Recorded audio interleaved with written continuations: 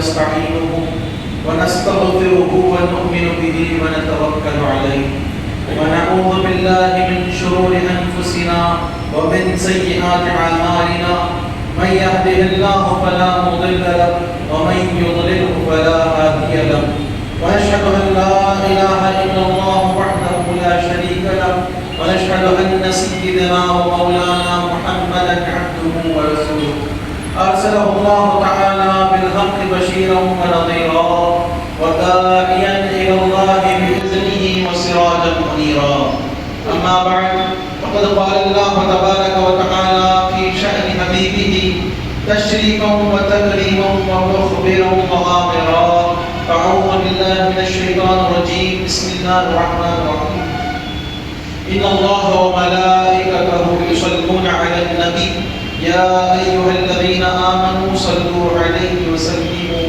تسليما اللهم صل على سيدنا محمد وعلى آل سيدنا محمد وعلى آل سيدنا محمد وبارك وسلم اللهم صل على سيدنا محمد وعلى آل سيدنا محمد وبارك وسلم اللهم صل على سيدنا محمد وعلى آل سيدنا محمد وبارك وسلم أما بعد فقد قال الله تبارك وتعالى في محكم تنزيله وهو أصدق الصادقين على إن أولياء الله لا خوف عليهم ولا هم يحزنون الذين آمنوا وكانوا يتقون لهم البشرى في الحياة الدنيا وفي الآخرة لا تبديل لكلمات الله ذلك هو الفوز العظيم صدق الله المولانا العزيز الكريم وبلغنا حبيبه النبي الكريم ونحن على ذلك لمن الشاهدين والشاكرين والحمد لله رب العالمين.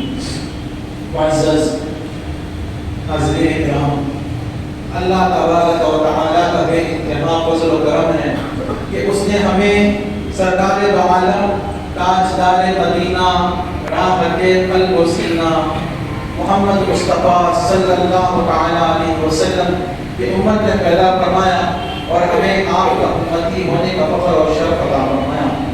ساتھ ہی ساتھ ہمیں اہل سنت و جماعت سے وابستہ کیا اور ہمیں اولیاء کاملین واصلین کے دامن سے وابستہ ہونے کی توفیق عطا فرمایا.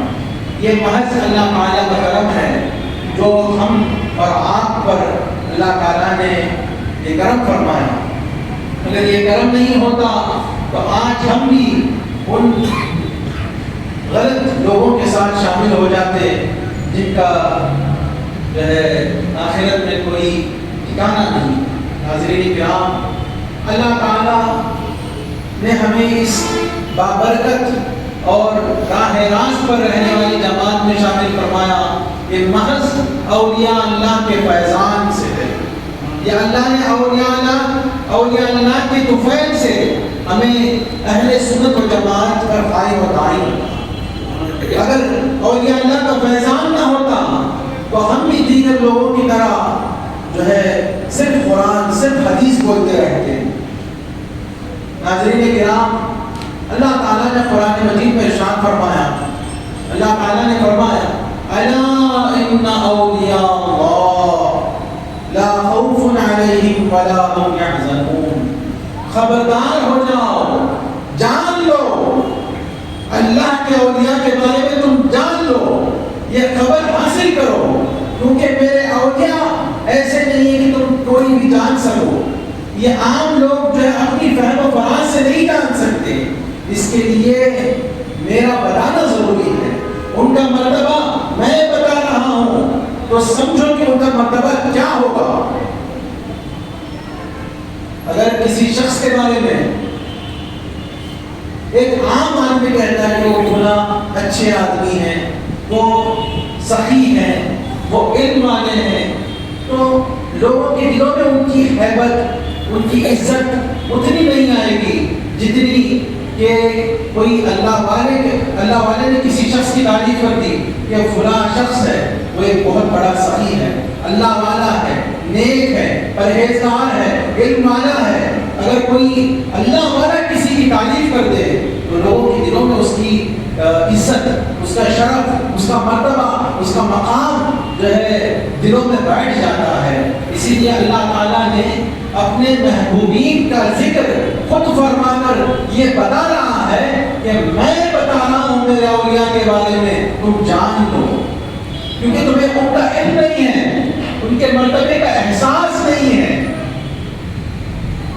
اور یہ الا جو کہتے ہیں یہ خبردار کرنے کے لیے، یعنی باخبر کرنے کے لیے، تو مولا بتا رہا ہے کہ الا، اے مسلمانوں، اے لوگوں، جان لو، تمہیں علم نہیں ہے میرے اولیاء کے بارے میں، جان لو، ان اولیاء اللہ۔ اور کیوں اللہ تعالیٰ جو ہے اپنے اولیاء کے بارے میں خبر دے رہا ہے؟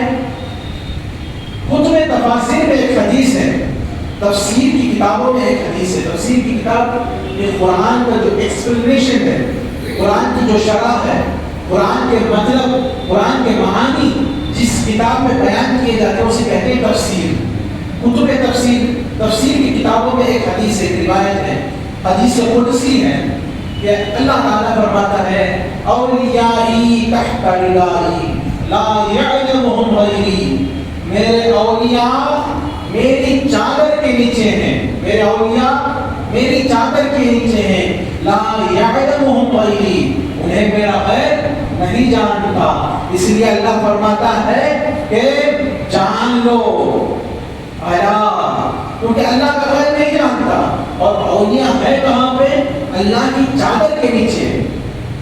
اللہ تعالیٰ ایک اور حدیث قدسی میں فرماتا ہے کہ الکبریاء ردائی والعظمت ازاری فمن نازعنی فیہما قسمتہ، کبریاء یہ بڑائی، یہ کبریائی یہ جو ہے میری چادر ہے، والعظمت ازاری اور عظمت یہ میری جو ہے تہبند ازار ہے۔ کہ اللہ نے کنایت کہہ رہا ہے، اللہ کو جو ہے کوئی چادر نہیں ہے، اللہ کو کوئی تہبند نہیں ہے، تہبند اور چادر کسی جسم کے لیے ہوتی ہے، لیکن اللہ اسے پاک ہے، ہمیں سمجھانے کے لیے، ہمیں سمجھانے کے لیے کہ بتا رہا ہے اللہ کہ اس کی عظمت اور اس کی کبریائی کے بارے میں، کہ آدمی کا اگر کوئی آدمی کے اوپر کوئی چادر ہے اس کو آپ کھینچ لیں گے تو کتنا غصہ آئے گا۔ کوئی آدمی ایک لنگی باندھا ہوا ہے، تہبند باندھا ہوا ہے، آپ اسے کھینچیں گے تو کیا کرے گا؟ وہ غضبناک ہو جائے گا۔ اسی طرح اللہ یہ سمجھانے کے لیے ہمیں بتا رہا ہے کہ کبریا جو ہے یہ اللہ کی شان کے لیے ہے، یہ بندوں کے لیے نہیں ہے، اللہ کے لیے ہے، اسے بندوں کو اختیار کرنے کی اجازت نہیں ہے، اور عظمت بھی اللہ کے لیے ہے۔ جو اس چیز میں اللہ سے جھگڑا کرے گا، یعنی کوئی کبر میں رہے گا تو اللہ سے جھگڑا کرنے والا ہے، تو اللہ کو پتہ ہے میں اسے توڑ دوں گا۔ اور یہ جو کبریا ہے یہ اس کی چادر کے نیچے ہے، اللہ کی چادر ہے، تو معلوم ہوا اولیاء کہاں پہ ہے؟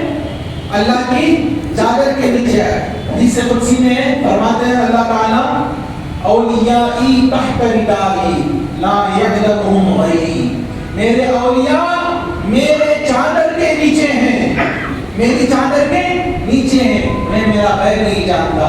اور اللہ کی رضا کیا ہے؟ کبریا اللہ کی رضا ہے۔ معلوم ہوا اولیاء اللہ کی کبریائی کے فیض کے اندر ہیں، اور اللہ کی کبریا، اللہ کی جو کبریا ہے اس کے شان کے، اس کے فیض کے نیچے ہے اولیاء۔ تو ان کے بارے میں اللہ فرماتا ہے الا ان اولیاء اللہ لا خوف علیہم ولا هم يحزنون، جان لو کہ اللہ کے اولیاء کو نہ خوف ہوتا ہے نہ وہ غمزدہ ہوتے ہیں۔ اب رہی بات کہ یہ سمجھ میں آتی ہے کہ اللہ بتا رہا ہے کہ اس کے اولیاء کو خوف بھی نہیں ہوتا، غم بھی نہیں ہوتا، یہ بات سمجھ میں آ گئی۔ اب یہ اولیاء ہے کون جنہیں خوف نہیں ہوتا نہ غم ہوتا ہے؟ جنہیں خوف بھی نہیں ہوتا غم بھی نہیں ہوتا ہے کون ہے یہ اولیاء؟ ہم سمجھ جائیں کہ فلاں بھائی آئے ہیں، ان کا نام جو ہے ولی اللہ ہے، تو سمجھے وہ اللہ کے ولی ہیں، یا ہر کوئی اس زمانے میں ولی کا بیس پر دھیان لیتا ہے۔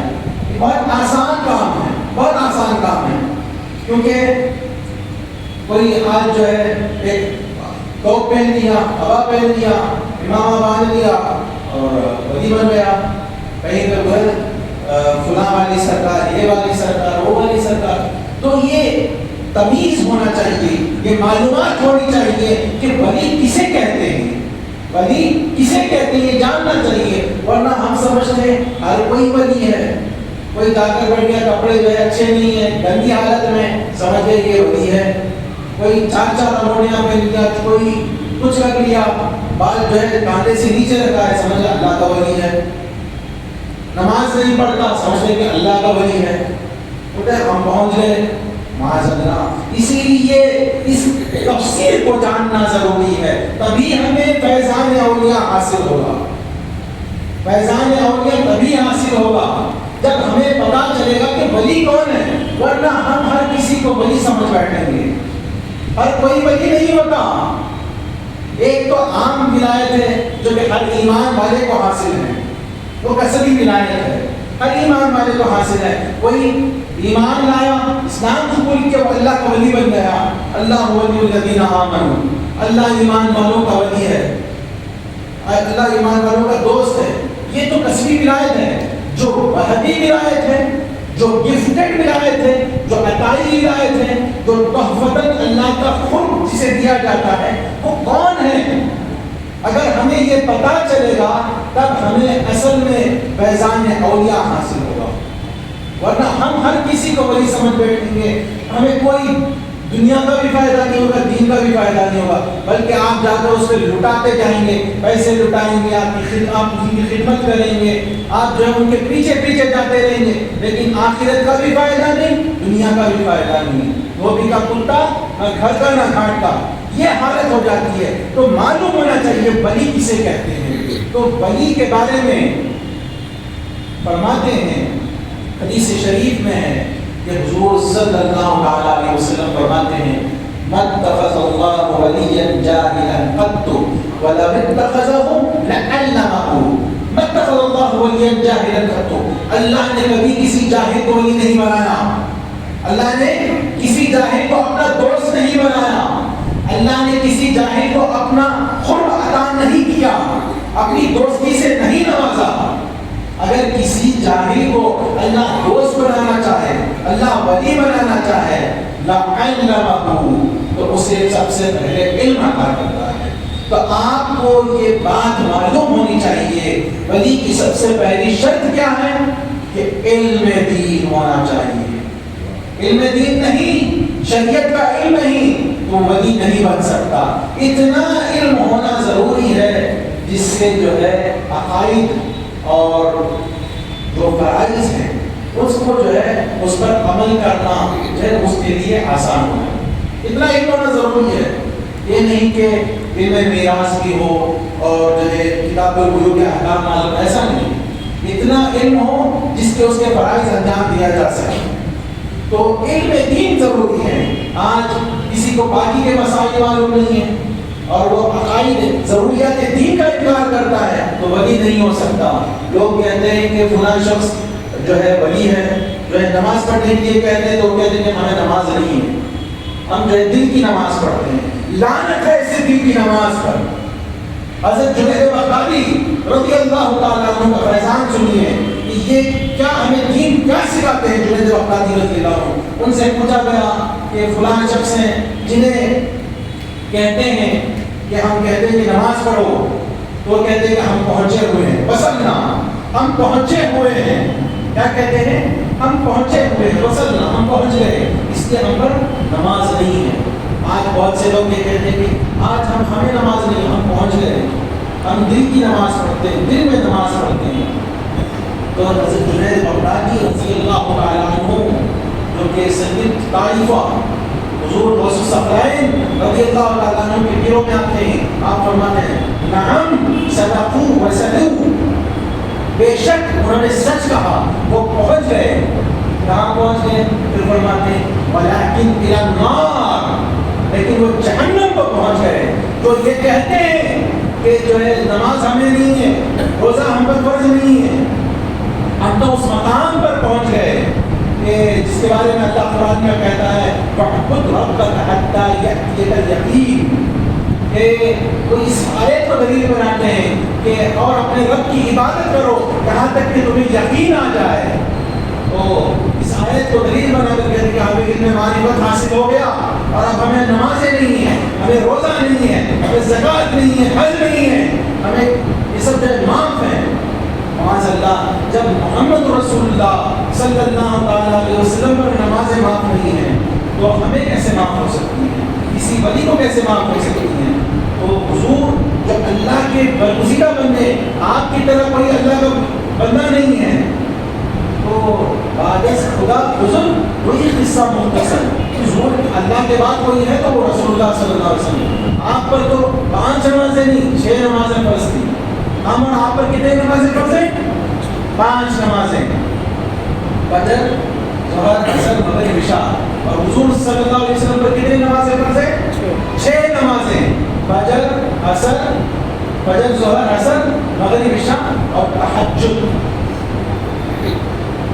تو 6 نمازیں فرض ہیں. تو اللہ کا تو اللہ کیا چاہتا ہے کہ زیادہ سے زیادہ عبادت کریں. یہ کہتے ہیں کہ ہمیں یقین آ گیا اور ہم جو ہے نماز معاف کریں. ہاں, اس آیت کا مطلب ہے وَأَعْبُدْ رَبَّكَ حَتَّىٰ يَأْتِيَكَ الْيَقِينُ, اپنے رب کی عبادت کرو یہاں تک کہ تمہیں یقین آ جائے. یقین جو ہے موت ہے. موت کی طرح کوئی چیز یقینی ہے؟ موت تو آنی ہی ہے, یقینی بات ہے. اسی کو اللہ نے جو ہے کہا کہ یقین آنے تک عبادت کرو.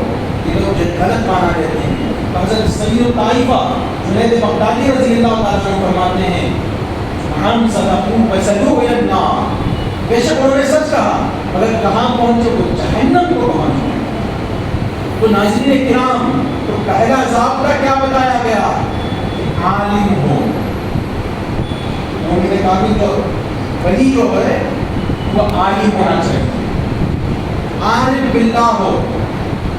ولی کے شکل میں یہ کہ اللہ کی معرفت رکھتا ہو, یعنی عقائد کا علم رکھتا ہو, اللہ کے عقائد کا علم رکھتا ہو, عارف باللہ ہو. اور فرمایا عابد ہو, عبادت گزار ہو. یہ ولی کے شرائط میں ہے. آج ہم سمجھتے ہیں کہ جو نماز نہیں پڑھتا وہ بہت بڑا اللہ کا ولی. بولتے ہیں کہ وہ کیا بولنے لگتے ہیں, ہم مدینے میں نماز پڑھتے ہیں, کھانا بھی مدینے میں تھا, تو میں کھانا نہیں دے رہا ہوں, روک لیں آپ پڑھ لیں, حضرت آپ مدینے میں لگے کھانا کھاؤ. وہ تو نہیں کھائیں گے, وہ یہیں پہ کھائیں گے, کیونکہ وہ ہو نہیں سکتا ہے نا. بولتے ہیں تو بول سکتے ہیں مدینے میں جا کے نماز پڑھیں, کھانا یہاں پر ہی کھانا پڑے گا. تو خیر ناظرین کرام, تو یہ جو ہے اولیاء اللہ کے شرائط ہے. ہم کسی کو ولی سمجھنا ہے تو پہلے ان شرائط کو انہیں پرکھنا ہے.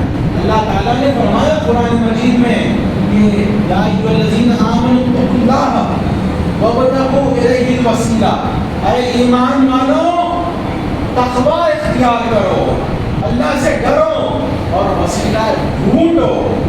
اور وسیلہ ڈھونڈو, پہلے ایمان لانا ہے, تقوی اختیار کرنا ہے, پھر وسیلہ ڈھونڈنا ہے.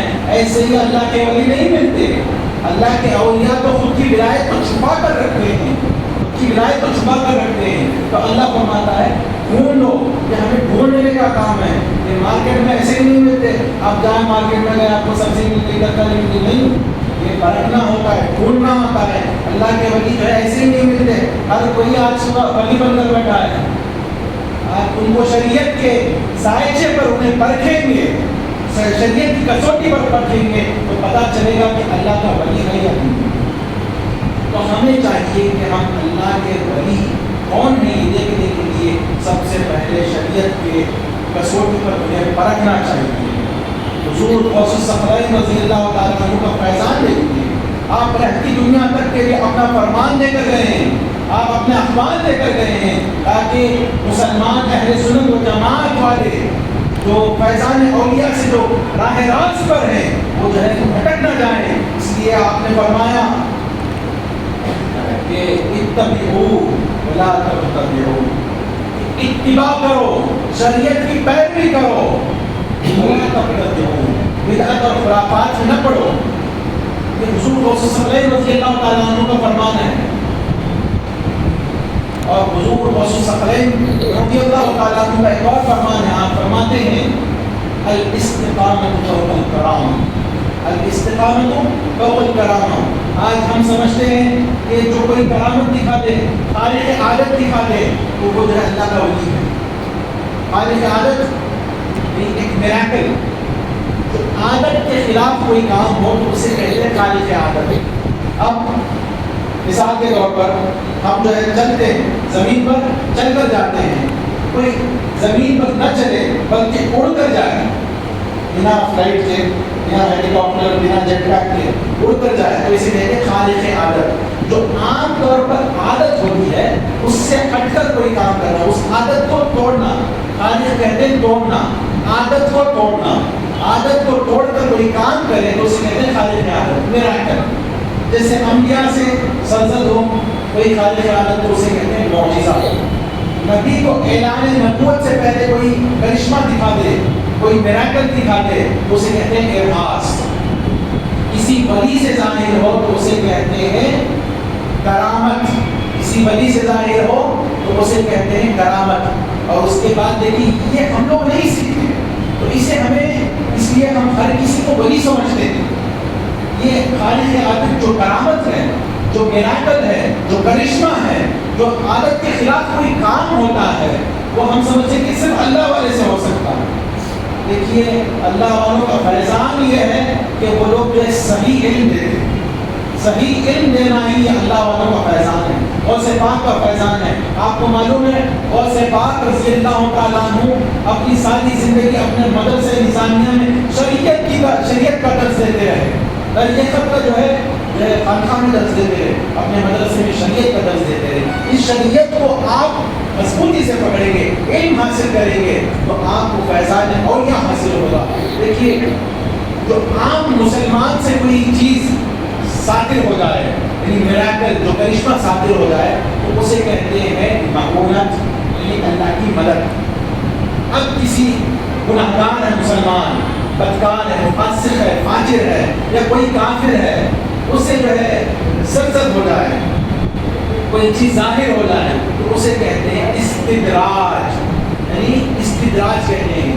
اور کسی یہ چیزیں یاد رکھنا چاہیے۔ تو معلوم ہوا کسی گناہگار سے بھی خارق عادت یعنی کرشمہ ظاہر ہو سکتا ہے، کسی کافر سے بھی خارق عادت کرشمہ ظاہر ہو سکتا ہے۔ تو معلوم ہوا یہ کرشمے، یہ کرامات جو ہے ولی ہونے کی دلیل نہیں ہے۔ ولی ہونے کی دلیل کیا ہے؟ اتباع سنت ہے۔ ولی ہونے کی دلیل یہ ہے شریعت کی پابندی ہے۔ ولی ہونے کی دلیل یہ ہے کہ مصطفیٰ جان رحمت صلی اللہ علیہ وسلم کامل اتباع ہے۔ ولی ہونے کی دلیل یہ ہے کہ وہ عالم ہو۔ ناظرین کرام، تو ہم کیا سمجھتے ہیں کہ ہر کوئی جو ہے اللہ کا ولی ہے، حالانکہ جو ایسا نہیں ہے۔ یہ جو ہے ہمیں سمجھنا چاہیے کہ کرامت جو ہے ولایت کے لیے شرط نہیں ہے، بلکہ ولایت کے لیے شرط کیا ہے؟ استقامت۔ استقامت کے ساتھ شریعت کی پابندی۔ حضور غوث الثقلین رضی اللہ تعالیٰ عنہ فرماتے ہیں الاستقامت فوق الکرامہ، استقامت کرامت سے بڑھ کر ہے۔ کرامت بھی ایک چیز ہے جسے اولیاء اللہ کیا کہتے ہیں، اولیاء اللہ کی زبان میں کرامت کو کیا کہتے ہیں؟ آج ہم لوگ ہر کوئی بیٹھا ہوا ہے، اپنی ایک دربار لگایا ہوا ہے، وہ کہتا ہے کہ یہ ہو جائے گا، یہ ہو جائے گا، کرشمے دکھا رہا ہے، ہم سمجھ رہے ہیں کہ یہ اللہ کا ولی ہے۔ یہ تو ولی ہونے کی، اولیاء اللہ ایسا نہیں کرتے ہیں۔ اولیاء کیا کرتے ہیں؟ اس کے بارے میں صوفیہ کا قول کیا ہے کرامت کے بارے میں؟ الکرامت حیث الرجال، کرامت جو ہے اللہ والوں میں جو ہے حیث کی طرح ہے۔ یہ جو کاملین بندگان خدا ہیں، جو کامل لوگ ہیں، جس طرح عورت اپنے حیض کو چھپاتی ہے، ماہواری کو چھپاتی ہے، اسی طرح اللہ والے اپنے کرامات کو چھپاتے ہیں، اپنے جو خارق عادت کام ہیں، جو کرشمے ہیں، ان کو چھپاتے ہیں۔ لیکن مولا کا کرم ہوتا ہے کہ وہ اپنے محبوب کو ظاہر کرنا ہوتا ہے، اس لیے محبوب کو سب کے دلوں میں اس کی محبت ڈالنی ہوتی ہے، اس لیے اللہ تعالیٰ ان سے ظاہر کر دیتا ہے۔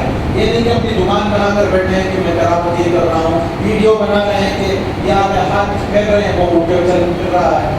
یہ تو میجیشین کسی سرکار نہیں کرتا ہے، کسی کو لے کے آ جاتے ہیں، اپنا ہی بندہ رہتا ہے وہاں شو میں جو ہے اپنا ہی بندہ بیٹھا ہے، کسی نے کون آئے گا کون ہے سب ہاتھ اڑاتے ہیں، تو اس کو سلیکٹ کرتے ہیں، وہ اپنا بندہ ہوتا ہے، اس کو لے کے آتے ہیں، وہ جو ہے پوچھتے ہیں تمہیں کیا ہو گیا، نہیں میرا ہاتھ نہیں اٹھ رہا، تو وہ ہاتھ میں ایسے کرتا ہے، چلو ہاتھ صحیح ہو گیا، لیکن وہ کرشمہ ہو گیا، ایسا نہیں ہوتا۔ یہ جو ہے فیضان اولیاء نہیں ہے، اولیاء کا فیضان نہیں ہے کہ ولی ہونے کی دلیل یہ ہے کہ وہ اللہ کے حبیب صلی اللہ علیہ وسلم کی اتباع کرے، اسی لیے اللہ نے کیا فرمایا ہے، اس کی شرح اللہ تعالیٰ خود بتا رہا ہے کہ ولی کون ہے، الذین آمنوا وکانوا یتقون، یہ تو ہے ان کی صفت کہ وہ غمزدہ بھی نہیں ہوتے اور خوف زدہ بھی نہیں ہوتے، انہیں خوف نہیں ہوتا کہ آئندہ زندگی میں کیا ہوگا ان کے ساتھ، اور جو ان سے جا چکا اس کا غم نہیں ہوتا، انہیں معلوم ہے جو کچھ ملا میرے مولا سے ملا، جو جائے گا تو مولا کی طرف جائے گا، ملتا بھی ہے تو مولا ہی ملتا ہے، جاتا بھی ہے تو مولا ہی جاتا ہے، تو ہر چیز میں ہمیں مولا کا ہی فیضان ہے، مولا کا ہی کرم ملتا ہے، مولا ہی حاصل ہوتا ہے، اس لیے انہیں خوف بھی نہیں ہوتا، غم بھی نہیں ہوتا، نہ انہیں آخرت میں جو ہے کسی چیز کا خوف ہے، جہنم کا خوف نہیں ہے، نہ انہیں جو ہے کسی نعمت کے نہ ملنے کا غم ہے، انہیں جو ہے وہاں پر جو ہے ان کے اعمال ویسے ہیں، انہیں یقین ہے اپنے مولا پر، انہیں اس چیز کا خوف اور غم نہیں ہوتا۔ تو اللہ فرماتا ہے الذین آمنوا وکانوا یتقون، اللہ کے اولیاء وہ ہیں جو ایمان لائے اور تقوی اختیار کیے۔ تقوی کیا ہے؟ تقوی کو سمجھنا چاہیے، یہ کانوا یتقون یعنی اللہ سے ڈرے، مطلب تقوی اختیار کرے۔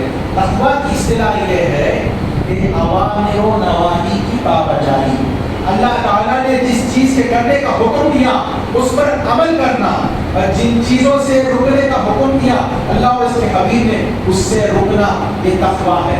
اولیاء اللہ کے اندر آپ کسی کو ولی سمجھتے ہیں تو پہلے دیکھو اس میں تقویٰ ہے یا نہیں ہے، شریعت کی پابندی کرتا ہے یا نہیں ہے۔ آپ اگر اس طرح آپ کسی کو جو ہے پرکھیں گے تو آپ کو صحیح ولی ملے گا، آپ کو صحیح کامل پیر حاصل ہوگا۔ ہمارے جو بزرگان دین ہیں تو یہ علم انہیں کہاں ملا، اور ان سے جو ہمیں یہ علم حاصل ہوا وہ کامل نماز کی اتباع۔ ہمارے دادا سردار حضور نور المشائخ حضرت نوری شاہ علیہ رحمہ، آپ نماز نہیں چھوڑتے تھے، لوگوں کو نماز کی پابندی کے لیے کہتے تھے، اور وہ جو ہے راتوں میں نمازوں کے لیے کھڑا کرا کرتے تھے، لوگوں کو کھڑاتے تھے اپنے مریدوں کی نماز کے لیے۔ معلوم ہوا کہ یہ پیران طریقت کا کام یہی ہے کہ لوگوں کی عبادت کے لیے کھڑا کیا جائے، اللہ کی عبادت کے لیے کھڑا کیا جائے۔ اور عبادت کیا ہے؟ اپنے آپ کو جو ہے اللہ کے حضور پیش کرنا۔ جتنا بندہ عبدیت کا اظہار کرے گا، اللہ جو ہے اپنے ربوبیت کا اظہار کر کے اس کے درجات کو بلند فرمائے گا۔ رب کیا ہے؟ شے ناقص کو کمال تک پہنچانے والے کو کہتے ہیں رب۔ شے ناقص کو جو ناقص رہتا ہے اس کو کمال پر پہنچانے والے کو کہتے ہیں رب۔ جب بندہ اپنے آپ کو ناقص ظاہر کرے اور سجدے میں سر زیر کر دے، سجدے میں سر رکھ دے، تو بندہ کہتا ہے کہ مولا میں جو ہے ناقص ہوں، میں مملو صفات نقص و زوال ہوں، عاجز صفات کمال ہوں، میرے اندر کوئی کمال کی صفات نہیں ہے، میں تجھ سے خالی ہوں، میرے اندر تمام کے تمام نقص و زوال والی صفات ہیں۔ تو اللہ تعالیٰ رب ربوبیت کا اظہار کرتا ہے، ربوبیت کا ظہور کرتا ہے، اور ہمارے اندر وہ ہمیں کمال عطا فرماتا ہے، اپنے امہات و صفات عطا کرتا ہے، اور ہمیں جو ہے کمال بناتا ہے، کامل انسان بناتا ہے، اللہ کا ولی بناتا ہے۔ تو یہ بندہ جو ہے سجدے میں سر رکھنا، جب سجدے میں سر رکھتا ہے تو اپنی ذلت، اپنی نقص، اپنی جو ہے زوال کو بندہ جو ہے اظہار کرتا ہے۔ تو جو سجدے میں سر نہیں رکھتا، جو کہتا ہے کہ مجھے نماز نہیں ہے، وہ جو ہے گھمنڈی ہے۔ اللہ فرماتا ہے وہ تکبر کرنے والا ہے، اللہ کی عبادت سے تکبر کرنے والا ہے۔ من اعرض عن ذکری فإن له معیشة ضنکا ونحشرهم یوم القیامة اعمی، جو میرے ذکر، میری یاد سے جو منہ پھیر لے تو ہم اس کی زندگی کو تنگ کر دیں گے اور قیامت کے دن اسے اندھا اٹھائیں گے۔ تو اللہ کی عبادت سے جو تکبر کرتا ہے وہ حقیقت میں جو ہے اللہ کی چادر کو کھینچتا ہے۔ اللہ فرماتا ہے حدیث قدسی میں ہے کہ من الکبریاء ردائی والعظمۃ ازاری ومن نازعنی فیہما قسمتہ، کہ جو میری کبریا میری چادر ہے، عظمت میری تہبند ہے، جو ان چیزوں میں میری مجھ سے جھگڑا کرے گا میں اسے توڑ دوں گا۔ تو ناظرین کرام، تو ہمیں یہ پیر کس کو بنانا ہے، ولی کس کو سمجھنا ہے، یہ ہمیں یہ ضابطہ حاصل ہوا۔ یہی در حقیقت فیضان اولیاء ہے۔ اللہ کا فیضان یہی ہے کہ ہم علم دین حاصل کریں اور اس پر عمل کریں اور حضور صلی اللہ علیہ وسلم کی اتباع کریں، اولیاء کاملین کے نقش قدم پر چلیں۔ اللہ تعالیٰ سے دعا کروں کہ اللہ تعالیٰ ہمیں علم دین حاصل کرنے کی توفیق عطا فرمائے اور ہمیں اس پر عمل کرنے کی توفیق عطا فرمائے۔ اولیاء کاملین معصومین کا ہمیں صدقہ و فیضان عطا فرمائے۔ آمین۔ وآخر دعوانا الحمدللہ رب العالمین۔ السلام علیکم ورحمۃ اللہ وبرکاتہ۔ 5 منٹ میں سنت پڑھنے کے لیے آپ حضرات جو ہے سنت پڑھ لیجیے۔